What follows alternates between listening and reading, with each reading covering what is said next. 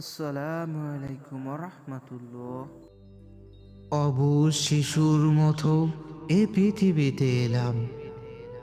না ছিল শিক্ষা, না ছিল দীক্ষা, মুখে উচ্চারিত হতো না একটিও শব্দ।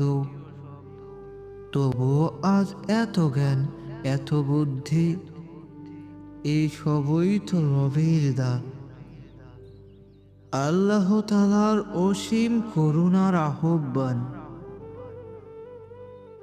নিরালয় পথে ধারে গাছপালা পাখি ডাকে, প্রকৃতির নীরব সুরে আমি খুঁজি কে দিল এত সৌন্দর্য, কে সৃষ্টি করলো জঙ্গল পাহাড় নদীর ধারা।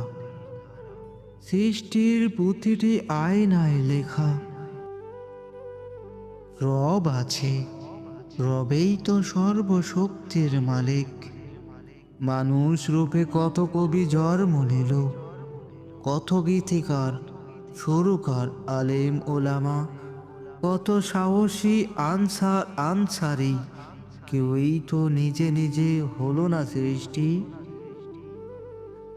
তাদের পিঠে সৃষ্টির ভর দিলেন যিনি। তিনি তো রব, তিনি তো মহান, তিনি তো এক। সকল সৃষ্টি যার ইশারায় গর্জে ওঠে। পৃথিবীতে জিন আছে, মানুষ বিশ্বাস করুক বা না করুক, পুরাণের বাণী সত্য, মিথ্যার সঙ্গে যার তুলনা নাই। চোখ শীতল হয় নবীদের কাহিনী শুনলে।